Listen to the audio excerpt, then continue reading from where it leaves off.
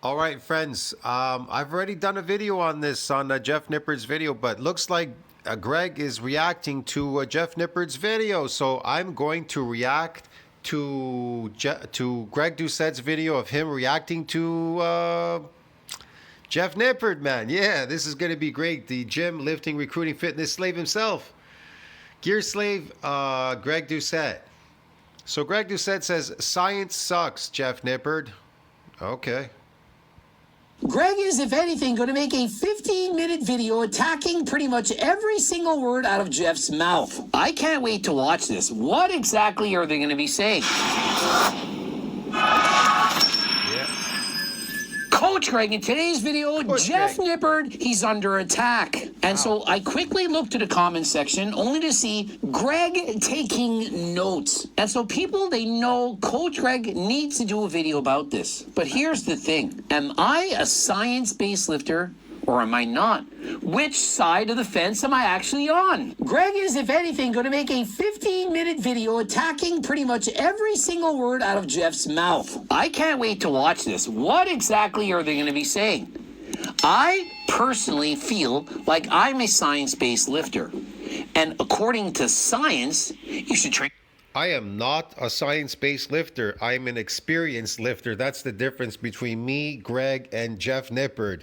I go off of experience, but when people ask me to prove what I say, I go into science and I can find exactly what I'm looking for. Hard. There's a stuff stay hard, brother! Does that not make sense? What do I always preach? Train harder than last time. Yeah, train harder than last time. Anybody can say that. So if you're making minimum wage at your job and you wanna get rich, just work harder than last time, guys. Get it at your job for $10 an hour. Go work harder. Work harder. Get it? Progressive overload. How is that not scientific? And progressive overload. But he doesn't talk about eccentric. He doesn't talk about eccentric loading. He just talks about progressive overload. Okay. He doesn't really specify. do I not say don't ego lift in the gym and use proper form? And so how am I not training according to science? Science built this physique. Do I not look like a... Science didn't build that physique, bro. He's lying to you. Drugs built Greg Doucette's fake physique. Drugs built that sarcoplasmic fake physique. Drugs. It's cosmetic. It's fake. Science experiment to you? Think of it. I'm 49 pushing 50. Yes, on drugs. You're 49 pushing 50 and you're a drug addict still? That's pathetic, Greg. 50 keys of testosterone across the border. Jesus, man. That's and so if you pathetic. want that said testosterone, the one that has been outed as the only actual adjuga terkestenica on the market. Sure. People have been claiming, oh, we sell testosterone, we sell this, we sell that. The lab results are in, and they lied. My testosterone, HCLT testosterone, Turk Max, has 40 to 400 times more testosterone than the leading competitors on the market. And so you could literally take one pill from my bottle, have more testosterone than an entire bottle from leading competitors. But oh, Coach Greg, he sells snake oil. That's not what the receipts show. And so if you're interested, Code Greg 15% off. Click the link in the description. And if you're still on the fence, there's a money-back guarantee and a $20 gift card. What do you have to lose? He's going to agree with Jeff. Just go to the gym and work harder than last time. And so one commenter says, I'm going to make a 15-minute video disagreeing with everything he's saying. The other says the exact opposite. And so which is it? Greg has his IFBB Pro card, LOL. Dr. Mike needs to look into a science-based 10 to get his. Okay. Science-based lifters do optimized exercises, track their weights, and instead of always pushing their muscles as hard as possible, they push themselves. Well, I don't see too many science-based lifters getting gains, but that's why they're all taking steroids, like Jeff Nippard and Greg Doucette and the rest of these people. They're all on steroids because that's how good their training works for them. Let me tell you something. If your training actually really works, then your body would do the talking for you. But their body doesn't do any talking. It just says drugs. Get it? They took drugs because it wasn't really talking. The training wasn't speaking, nor was the body talking from the training. more controlled way. If that's the case, then no, I'm not a science-based lifter because I believe that you actually have to train hard to make gains. Hard enough. No, you don't. You have to understand what the modalities of training does. You need to know the difference between what concentric is and what eccentric is. One compromises performance and the other one is based on performance. Get it? Performing. So, but you can't have one without, concentric can't go without eccentric. That's a problem. Eccentric can go without concentric, but concentric can't go without eccentric. And the majority of people that lift in the gym lift concentrically. I'm not saying they don't get some eccentric. They're lifting concentrically, but the problem with eccentric is that it's not based on performance, okay? And it's privy to a lot of things like the repeated bout effect phenomenon. It adapts rapidly and then it doesn't damage anymore. One is based on damage, the other one is based on progressive nothing, overload, whatever you want to call it, nothing, really nothing. Squeezing the muscles. I don't know how to call that, what you would call that, squeezing your muscles at the top. Pushing a weight. Maybe you could call it progressive overload. I don't know. But eccentric exercise, the muscles get damaged and that damage compromises performance. That's why it can't happen often and it can't happen every day. And if you do come every day, it's adapted. And if the eccentric part is adapted, then the concentric part cannot go forward. It cannot lead. It cannot lead without eccentric. And so that's why none of your exercises, your things are working for you. You're not progressing in the gym. You're failing. And if you do just concentric work without eccentric, too much of it, you'll actually lose muscle. You'll shrink them. You'll get better at lifting in the concentric form, but you'll lose muscle. To maximize the muscle stimulus, but not so hard that you create too much fatigue. You become an endurance athlete because now you're lifting every day, and bodybuilding is not based on endurance. Again, bodybuilding is not an endurance sport. Get it? You understand me whatsoever? Basically how I've trained for the last 10 years. AK not pushing himself to failure, not training harder than last time, going through the... Well, it's hard when they come up with the concentric, but going down now is too light. The weight is too light going down. And eccentric, and not only that, but it's adapted. It's adapted, it's protected by repeated bout effect from a repeated bout of any more damage or anything like that that's going on there in the gym. See what I mean? And so without eccentric, you cannot have concentric whatsoever. Zero growth. Emotions. Leaving 1, 2... And if you do too much lifting, then you're going to lose muscles because bodybuilding is not an endurance sport. I think people think it's a performing sport, performance. It's based on performance, looking cool, coming in every day. It's an endurance sport. Got to keep going at it every day. Man, this is crazy, bro. 3 reps in reserve and maybe just a little bit more. How many people, after all, actually are able to estimate failure? I was doing a leg press set yesterday. Mepsogram was the only thing you're doing here is getting better at lifting a heavy weight because the nervous system, you're coming in every day lifting a weight and the nervous system is adapting to lifting that heavy weight because it has to, because you're destroying your body. You're destroying it and it goes, oh my God, what is going on here? See what I mean? That's what happens. Watching me. She watched me do the set and she said, Greg, that was at least level 3. She said, you must have been approaching level 4. The veins were protruding from the arms. Your body will not build any more muscle if it doesn't have an addition of these nuclei. So no matter how much concentric lifting you do and your eccentric part has adapted, without an addition of those nuclei, that concentric ain't going nowhere. And only the eccentric activates the satellite cell to donate its nuclei to support further muscle growth. Without that, you're going to get a zero. And I told you, you can't do concentric lifting every day in a row. It's not based on performance. It compromises performance. So if it's compromising your performance, you cannot come in every day lifting. Get it? But concentric lifting doesn't interfere. It doesn't compromise performance. So you're a comfortable lifting slave now in the gym, trying to get your nervous system to adapt to lifting heavy weight. But there's zero growth going on there in any muscle whatsoever. The neck, she was amazing. And you're not even getting as strong as you possibly could. You're losing some strength because you're losing muscle. You're losing a lot of stuff. I said how hard I pushed. I said that was barely level 2.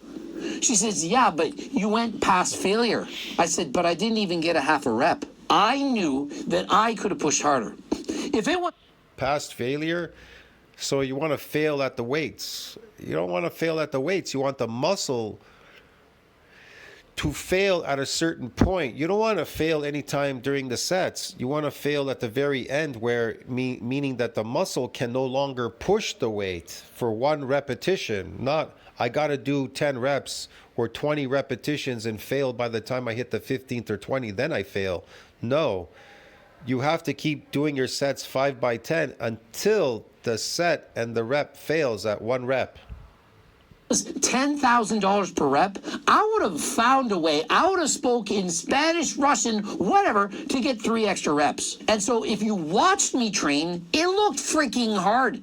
I reached failure, beyond, couldn't get another rep. But I knew I could do more. I knew that if I wanted to go into Of course, he's taking steroids. He knew he could do more, yeah. a dark place and achieve level 4, I could have done it. 3 more reps, maybe even 5. And so it looked hard to anyone in the room. Wow, you ever seen Wow, it looked really hard, man. Yeah, okay. Coach Greg? He freaking pushes himself. But that was an easy set. Yeah, it was failure based on how hard I was trying, but it wasn't as hard as I could have gone. I consider Why? Why wasn't it as hard as you could have gone, Greg? I thought you knew everything about lifting. that a hard set. All my sets look like that. Any set that I'm doing, I'm training that hard. Jeff Nippard would have watched that set. Mike Isertel and said, nah, Sure. you can stop 1, 2, or 3 Sparta. reps shorter than that and make all of the gains. Nope, I couldn't have. If I were a beginner or intermediate, absolutely. But I'm an advanced trainer. I've been training my entire life. The real reason that I find these critiques frustrating is that He's an advanced trainer. He's been training his entire life on drugs. they're not entirely wrong. So then why does Greg Doucette need drugs if he's been training his entire life? He has all this experience and everything. Why does he need drugs? Want to know why? Because his training doesn't work. His training doesn't work, bro. Get it? actually agree with some of the critiques about science-based lifting. Guess who has now changed his training? Jeff Nippard. Jeff Nippard now realizes, you know what? I've been about the same size for 10 years. I used to be an amazing, competitive, natural bodybuilder, and Yeah, he was natural here. How many of you believe he was a natural, competitive bodybuilder here? In his video, he said he ordered steroids. He took steroids. What are you talking about? Craig's a fool, man. You all have to be stupid to believe that this guy's natural. powerlifter. And since that time, I haven't really gotten any better. He's a fitness influencer. He even admitted he wanted to cheat at the show to win. And that's what he did. He cheated so he could beat people. Took drugs. And I've decided to go all in, not on a diet, but all into training harder. And so 1 out of 3 of his sets, he takes to failure. That is what I preach. And to me, that is science-based training. You do the effective exercises. Of course you do. You pick the most effective exercises and you go hard on them. Not every set. Okay. Who would need to do that?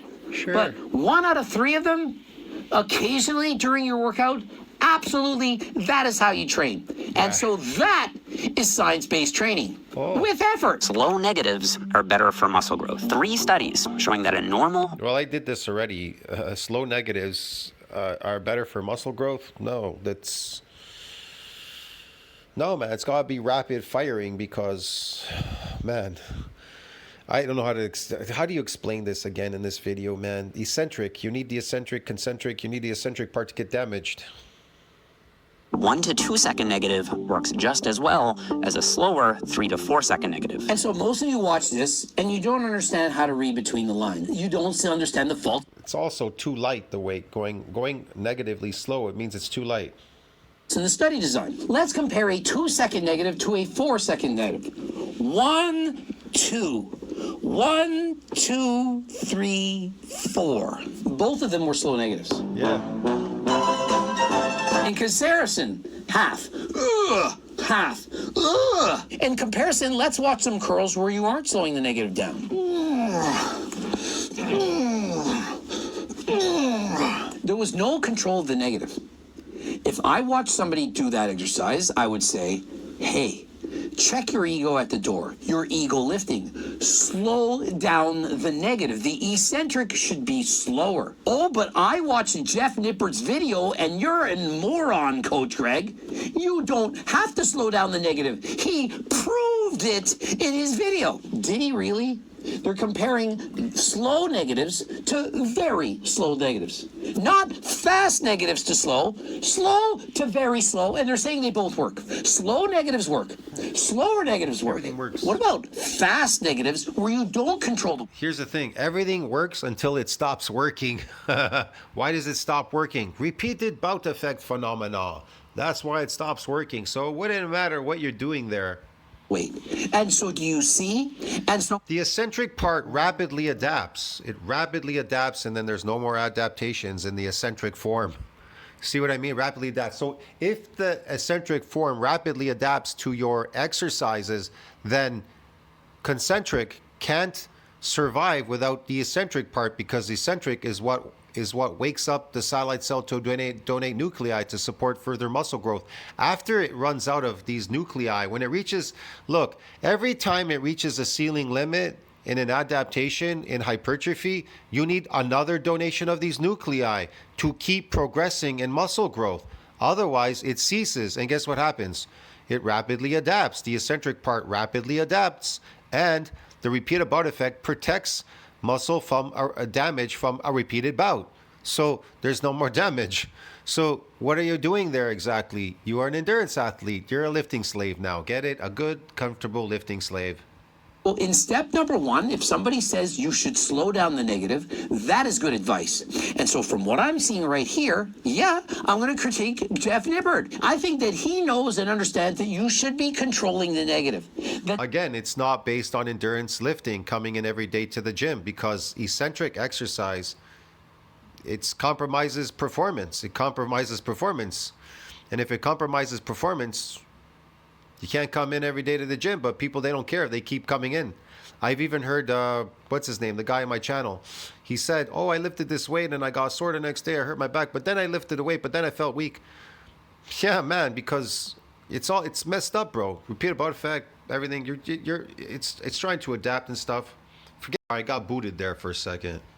That slower is better. I'm not saying you should take 10 seconds to lower the weight. You have to wait for your microwave popcorn to stop popping and before you go back on a rep. But guys, slow it down.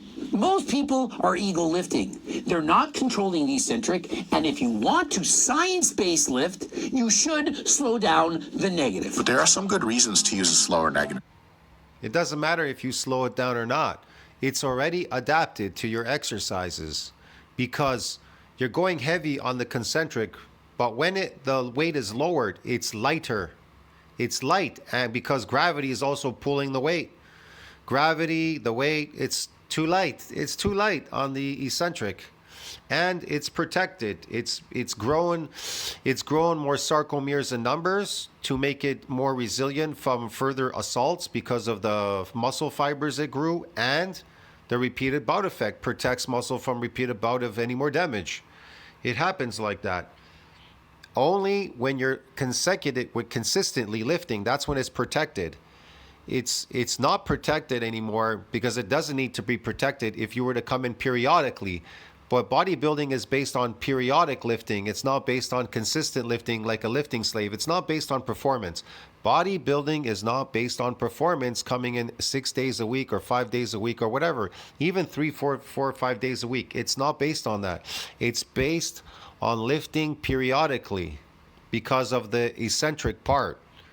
That's the damaging part. That's the part that's not based on performance.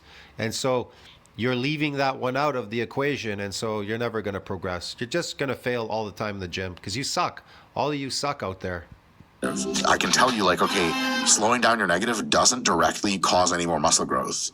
But yeah, because it's adapted. How could something cause muscle growth if it's adapted? It's substantially safer. And it's protected. Not only is it adapted, but it's protected from any more damage. So how can there be any more growth? Also, your muscles are approximately 30% stronger on the eccentric than on the concentric. And so if you're stronger on the They're stronger on the eccentric? Not necessarily. Not necessarily. I mean, they can take more load. Yeah, stronger. I mean, stronger. They can take more load on the eccentric, definitely. They can take definitely more load. So why aren't you putting more load on it? eccentric, why not use that to your advantage and slow down the weight? It allows you to... But you're slowing down this. You're just slowing down the same weight that went up. He just said that it's stronger on the downforce. That means it needs more weight on the downforce. See, he didn't tell you. If it's stronger on the eccentric, then that means you can load more weight on it. That means it's too light. If it's too light, then there's nothing going on there. Control it, to feel it. It increases mind-muscle connection. No, and so he calls up Yeah, it does increase mind-muscle connection. The mind-muscle connection tells you that you can do more weight on the downforce than you can on the upforce. So why aren't you doing that? Because there's no mind-muscle connection. He's lying to you. He's just making up stuff. Mike Israetel as if Mike Israetel's an expert, but he doesn't call up Coach Greg. The other thing is a lot of people have trouble with a mind-muscle connection. It's a situation. And the mind-muscle... What they have, their problem is, it's something called repeated bout effect. With a repeated bout, the muscle is protected from any more damage in the eccentric form. And it repaired and remodeled a lot stronger, so it's more resilient from further assaults from your shitty workouts. See what I mean? These people are dumb. Muscle connection does not produce these crazy differences in hypertrophy. When you slow down the eccentric, you're improving your form. It's much... The only thing that is working is the concentric. And they're pumping their muscles up with glycogen, eating artificial carbohydrates, artificial diet called carbs. Easier to use proper lifting technique when you're controlling the movement on the way down and not using crazy amounts of weights. And so by definition, automatically, if you slow down the eccentric, you're going to have greater control and it's going to help you to build more muscle. Yeah, but it'll only happen periodically. It can't happen consistently because it's not based on performance. Because the eccentric part compromises what? Your performance. How does it compromise it? It damages. And if it damages, it compromises. Get it? But here's the thing. Once it damages once or twice, it repairs and remodels a lot stronger. So now it's resilient from further assaults. Yeah. But here's another kicker.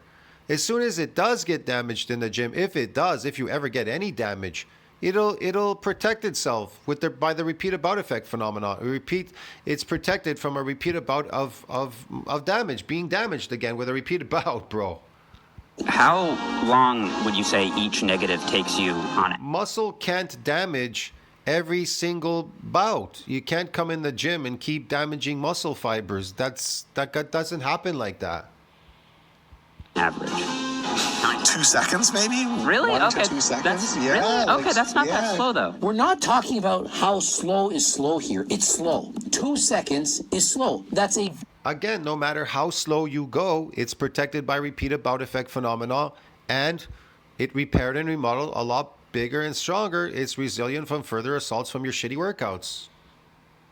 Very controlled negative. He never said you have to take 10 seconds to lower the weight. You go to the gym and you slowly lower the weight. My advice is you should lower the weight slower than you raise it. If you can do that, you're doing amazing. That is what you should be doing. If your negatives last less than 1 second, they're too fast. You should slow them down and control the weight better. If your negatives last 1 to 7 seconds or so, you're in the sweet spot. And so let's rewind to the original question. Should you slow down the negatives? Nope, because science says that negatives should be 1 to 7 seconds. Not less than 1 to 7. If you're asking me, it should be rapid. The exercise should be rapid. It should be very fast firing, rapid firing, boom, up and down, up and down.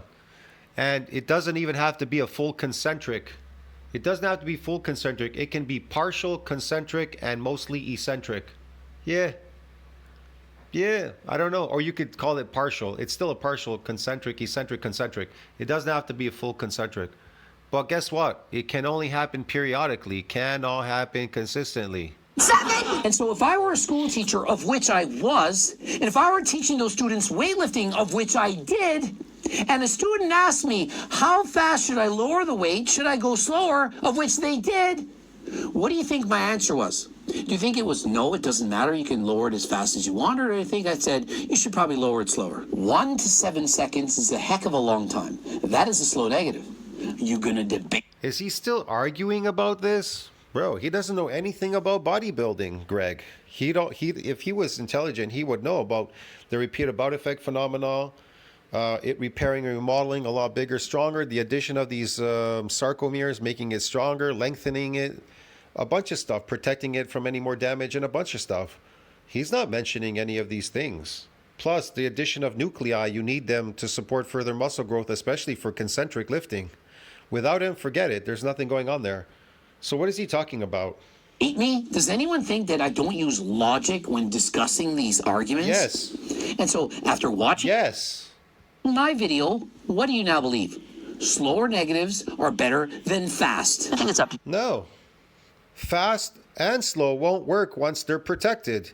And the repeat about effect phenomenon kicks in. your personal preference how slow you go. But if your negatives last 8 seconds or what you longer, they're probably too slow, and you'd be better off speeding them up a bit. Yeah, no one's out there saying you should lower the negative for 20 seconds. But it should be slow.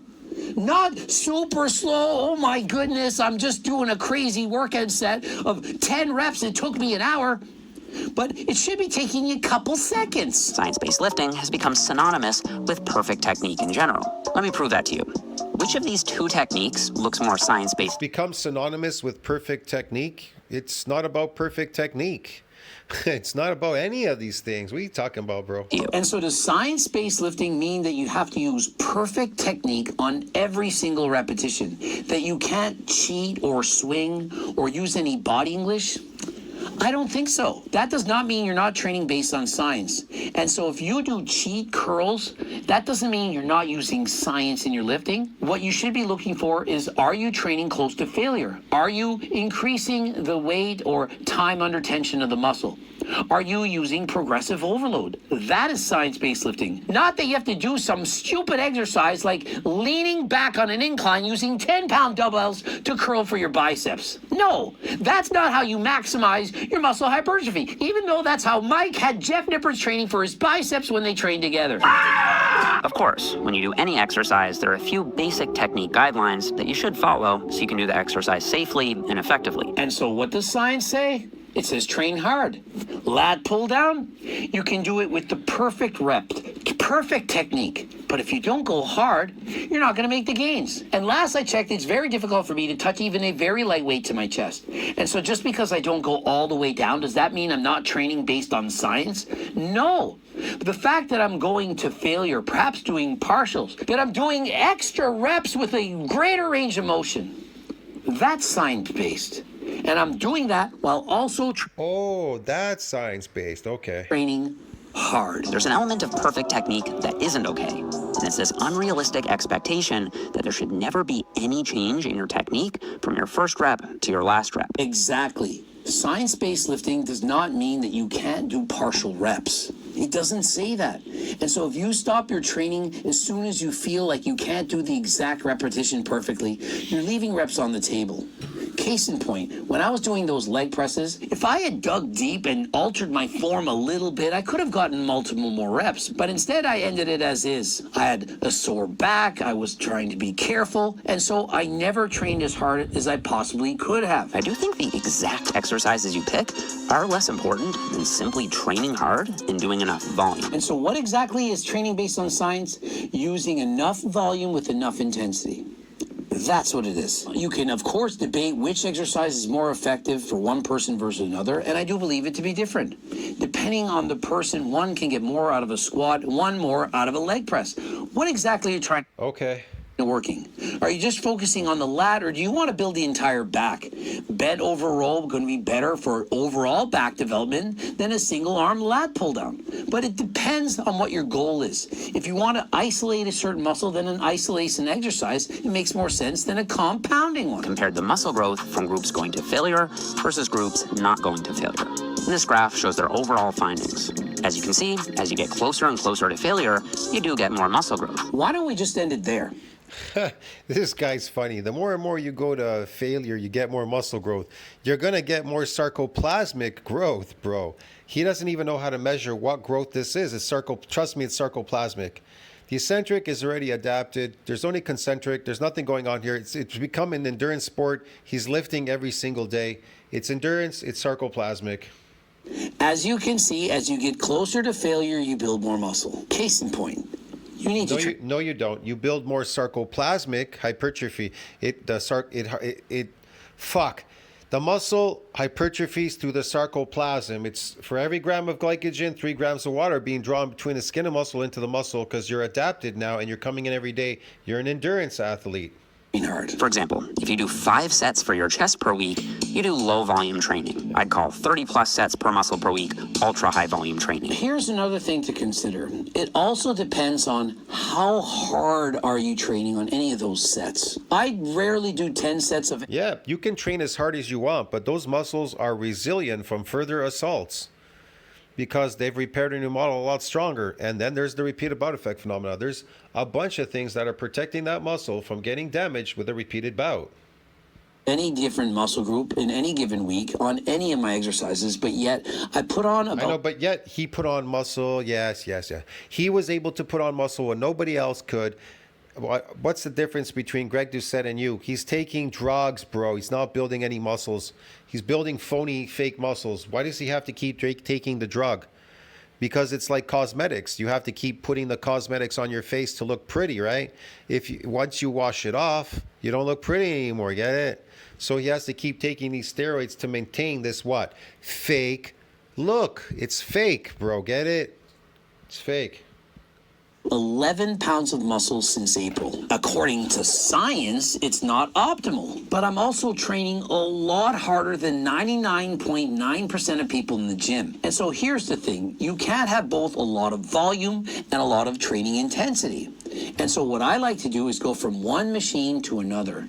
And so I rest a lot. And I can go hard. Yeah, he rests a lot. He goes from one machine to the other, rests a lot. But even though your body says, you know what, I'm not going to damage no matter what you do.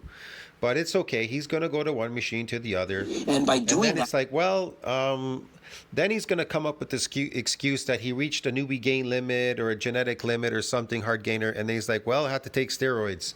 Whatever. I don't need as much volume. And when they did these studies, do you think they used 49-year-old bodybuilders who are known as T-plugs in their studies who are also happening? Did that look natural to you? Does this look natural? Some guy running on a bicycle at his age going crazy? To race bikes? Probably not. How do you know that that study actually proves what they're suggesting? And last I checked, most of these studies are what, 8 weeks? Oh, yeah, Let's say it's optimal to train a certain way for 8 weeks.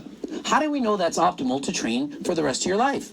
It worked amazing for 8 weeks. This is how you should do it. Sure. But what if it doesn't work for 80 weeks, for 800 weeks? Maybe there's a different way that's actually better. Across 35 studies, they found that doing more volume did, in fact, cause more muscle growth. And that was true. Listen to the word. He did more volume. It caused more muscle growth. So you came in lifting every single day, more volume, every single day lifting, right? More volume, you got more muscle growth. What was that muscle growth? Well, you're not damaging any more muscles, so the satellite cell is not donating any more nuclei to that domain to support further muscle growth, right? So what growth are you getting? What's the second growth? Sarcoplasmic hypertrophy. There you go. Because now you're just relying on concentric. Concentric is all alone. It's all alone. All the way up to 42 sets per muscle per week. So if I were to do 42 sets per muscle group... No matter how heavy you lift, the concentric cannot grow without an addition of nuclei. Without addition of these nuclei, it cannot grow, bro. I don't care what people tell you out there. Yes, concentric lifting with eccentric, the muscle grows differently. It causes it to expand. But it can only expand so much. Without these nuclei, there's no more expansion. I'm sorry.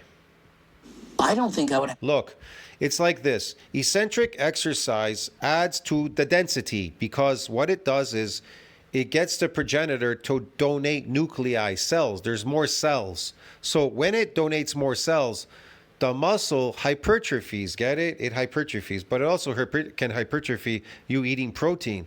But you pressing down with weight, lifting weight in the concentric, kind of aids it. Maybe you could call it that. I don't know. Really, it's the food and everything. But people will say concentric. I personally don't think concentric does really much there, because I've never seen any concentric lifter getting big, lifting a heavy weight. And then when they start eating carbs or bulking, they just get fat, really. They just get big and fat. So there you go. They're always complaining that they're not getting bigger because I told you before, without a donation of these nuclei, you cannot support further muscle growth, real muscle growth. Have more muscle. I would argue I have less. What would happen if I started doing 42 sets of chest and quads? Well, why do you think people, they opt for doing 30-day nuclei overload training? They call it 30-day nuclei overload training, and then our muscles are going to get big. We're going to get an influx of these nuclei, and then we're going to get big. Well, why didn't you just get big doing concentric lifting? If progressive overload could build a muscle, right, going heavier in the concentric form, then why aren't you getting bigger? Because you're not getting damaged, because eccentric is not based on performance. Get it? It compromises your performance, and if it does that, it has to be done periodically. It can't be done consistently. Hello? Yesterday I did 3. Hello, McFly. Hello, McFly. Anybody home? Hello? Bang, bang, bang, bang, bang, McFly. Hard sets of chest, and I can feel it today. I did 2 hard sets of legs, and I can feel it today. Nah, he's not feeling anything. You know what he's feeling from all these hard sets? The pump. That's what he's getting. The pump. He's getting pumped up. And he's taking wasting drugs called steroids. They prevent you from wasting away, so they draw more of this energy called glycogen into the muscle to pump the fuck out of you. If I had done 42 sets, I probably wouldn't be recording a video. I'd probably be in a hospital. I may have developed rhabdomyolysis. Would I want... Why would you develop rhabdomyolysis? You're not even getting damaged. You're not getting damaged. You only get it if you got damaged the first time and you continuously try to keep breaking down muscle fibers. So Greg is lying. He's such a liar. I get rhabdo? Last I checked, rhabdo, it's not good for building muscle. What about the fact I would have gotten injured? There's certain things that don't make any sense, and you can't just say, based on science, you need to do this. Science says a few things that, yes, you need to listen to. They give you certain parameters, but the rest should be based on feel and your experiences in the real world. The gains are diminishing. Yeah, I agree. Experiences and your feelings. That's what I base everything on. I don't know what the hell these people base their shit on, man. But it's nonetheless true that the more work you do, the better gains you get, at least in the short term. Notice he says in the short The term. more work you do, the better gains you get? No, because eccentric exercise is protected from any more gains by the repeated butt effect phenomenon. So what gains are you getting? What gains are you getting? So if one cancels out, then you only are relying on concentric. So you're pumping. You're squeezing the muscles, you're squeezing them inward, squeezing inside. So you're pumping your muscles up with glycogen. And so maybe you can handle 42 sets a week for 8 weeks. But then after that, you'd be so sore, so beat up that... Here we go. You're going to be so sore, so beat up if you do what? You can't continue that training. And so perhaps you then need... Of course you can't continue that training. If you were to get damaged, you couldn't continue that training. You'd have to go to do what? You'd have to go through a repair and a remodeling before your muscle would be ready to be damaged again. See what I mean? See the difference? Now there lies in the problem. 2 months off. Was that actually better than doing No, you don't have to take 2 months off, but a week would suffice. A week. half of those sets and being able to train the full 16 weeks? And what about the guys who are doing... You can train the full 16 weeks, but the problem is you can only train once a week because of the damage to the muscle fiber. That's why. cardio, sprinting on a bike. Does it really make sense that I do all that volume if I'm doing a lot of cardio? Would I not overtrain? And what about if you're taking terkestrone and GO2 max? Would that not change it? What about HRT? What about peptides? Remember, if you don't have all day to train, the research still shows that even just 4 sets per muscle per week can get the job done as long as you push those sets hard. And you notice how they hypertrophy, sarcoplasm, hypertrophy. then say at the end, 4 sets in a week, if you go really hard, that could do the job. And so I don't do the minimum volume of training for almost any of these body parts, perhaps just my shoulders. Everything else, I train far less than is suggested, but I go very I love this guy. So he's got to go really hard on the concentric movements. Look at him. All heavy on the concentric. No eccentric, nothing. It's protected and everything, and he's taking these steroids. The only thing he's doing is punishing himself lifting heavy, because you don't have to lift that heavy to pump glycogen in your muscle. You just have to keep lifting and pump them in there. That's it. It's not based on lifting a heavy weight. See what I mean? It's just ridiculous. hard. And so I don't need to train based on what the science is saying because I train harder. And so I essentially... No, he doesn't have to train based on the science because he takes steroids. Get it, man? He takes steroids. out-trained science. Subscribe, click the bell button, comment to boost the algorithm, like the video if you liked it, watch. Yes, like my video if you liked it. Hit the button, like, subscribe, support the channel, comment down below. I told you, it's just all fake. All these fake people, bodybuilders, him and everything. It's all fake, bro. Everything here you're doing is fake. I'll see you in the next one. Ciao, friends.